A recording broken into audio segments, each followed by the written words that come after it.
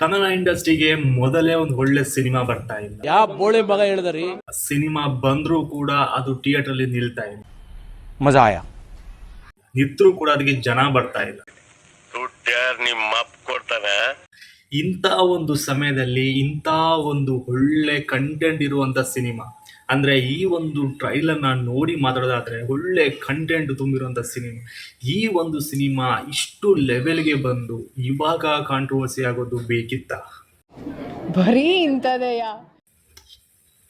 ಪ್ರಜ್ವಲ್ ದೇವರಾಜ್ ಆಗಿರ್ಬೋದು, ರಾಜೀವ್ ಶೆಟ್ಟಿ ಆಗಿರ್ಬೋದು, ಡೈರೆಕ್ಟರ್ ಆಗಿರ್ಬೋದು, ಪ್ರೊಡ್ಯೂಸರ್ ಆಗಿರ್ಬೋದು, ಅಥವಾ ಸಿನಿಮಾ ತಂಡ ಆಗಿರ್ಬೋದು, ಕನ್ನಡ ಇಂಡಸ್ಟ್ರಿಗೆ ಇಂಥ ಒಂದು ಒಳ್ಳೆ ಕಂಟೆಂಟ್ ಸಿನಿಮಾ ಕೊಡಬೇಕಾದ್ರೆ ಒಂದು ಸ್ವಲ್ಪ ಯೋಚನೆ ಮಾಡಿ ಕಾಂಟ್ರವರ್ಸಿಯನ್ನು ಸೈಡ್ ಇಡಬೇಕಿತ್ತು.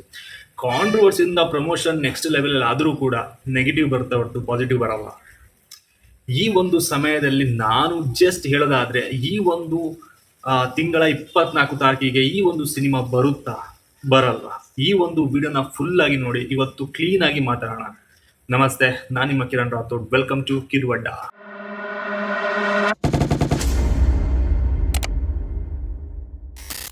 ಮೊದಲೇ ಹೇಳಿದಾಗೆ ಕರಾವಳಿ ಭಾಗದಲ್ಲಿ ನಡೆಯುವಂತ ಈ ಒಂದು ಕಂಬಳದ ಕಂಟೆಂಟ್ ಸಿನಿಮಾ ನಿಜವಾಗ್ಲೂ ಸೂಪರ್ ಆಗಿ ಇರುತ್ತೆ ಅನ್ನೋದನ್ನ ಟ್ರೈಲರ್ ನೋಡಿ ತಿಳ್ಕೊಬಹುದು. ಆದ್ರೆ ಆ ಒಂದು ವಾಯ್ಸ್ ಬೇದಿತ್ತೇನೋ ಅಂತ ನನಗೆ ಮನಸ್ಸಿಗೆ ಅನಿಸ್ತು. ಬಿಕಾಸ್ ಆಫ್ ಒಬ್ಬ ಫ್ಯಾನ್ ಆಗಿ ನೋಡೋದಾದ್ರೆ ಅದು ವಾಯ್ಸ್ ಬೇಕಿತ್ತು, ಒಬ್ಬ ಆಡಿಯನ್ಸ್ ಆಗಿ ನೋಡೋದಾದ್ರೆ ಅವರ ವಾಯ್ಸೇ ಬೇಕಿತ್ತು. ಅದೊಂದು ನೆಗೆಟಿವ್. ಅದು ಬಿಟ್ಟು ಮಿತ್ರ ಅವರಾಗಿರ್ಬೋದು, ರಾಜೀವ್ ಶೆಟ್ಟಿ ಆಗಿರ್ಬೋದು, ಕಂಟೆಂಟ್ ಆಗಿರ್ಬೋದು, ಪ್ರತಿ ಒಂದು ಕೂಡ ಸೂಪರ್ ಆಗಿದೆ. ಕಲರ್ ಗ್ರೇಡಿಂಗ್ ಆಗಿರ್ಬೋದು, ಆ ಒಂದು ಮ್ಯೂಸಿಕ್ ಆಗಿರ್ಬೋದು, ಆ ಒಂದು ಡೆಲಿವರಿ ಮಾಡಿರೋ ರೀತಿ ಆಗಿರ್ಬೋದು, ಪ್ರತಿ ಒಂದು ಕೂಡ ಸಖತ್ತಾಗಿದೆ. ಈ ಒಂದು ತಿಂಗಳಲ್ಲಿ ಬರುವಂತ ನಂಬರ್ 1 ಸಿನಿಮಾ ಇದಾಗ್ಬೋದೇನೋ ಅಂತ ನನ್ನ ಒಂದು ಪ್ರಕಾರ ಕನ್ನಡ ಇಂಡಸ್ಟ್ರಿಯಲ್ಲಿ. ಇನ್ನು ಜಸ್ಟ್ ಸ್ವಲ್ಪ ದಿವಸ ವೇಟ್ ಮಾಡಿದ್ರೆ ಈ ಒಂದು ಸಿನಿಮಾ ನಮಗೆ ಥಿಯೇಟರ್ ಅಲ್ಲಿ ನೋಡೋಕೆ ಸಿಗುತ್ತೆ. ಖಂಡಿತವಾಗಿ ಹೌದು.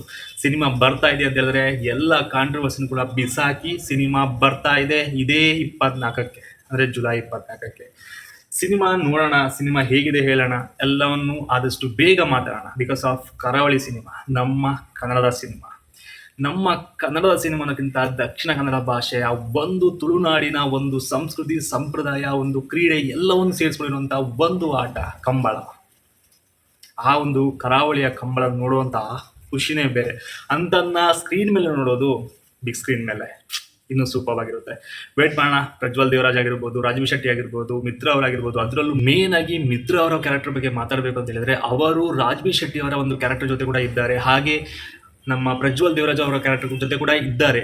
ಮೇ ಬಿ ಇದೊಂದು ಆ ಟೈಮಲ್ಲಿ ಕೂಡ ಇರ್ತಾರೆ, ಈ ಟೈಮಲ್ಲಿ ಕೂಡ ಇರ್ತಾರೆ.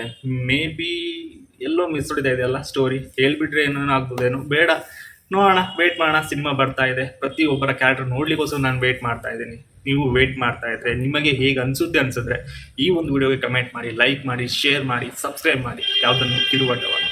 Signing off Kiran Rathod. ಸಿಗೋಣ ಮತ್ತೊಂದು ವಿಡಿಯೋದಲ್ಲಿ.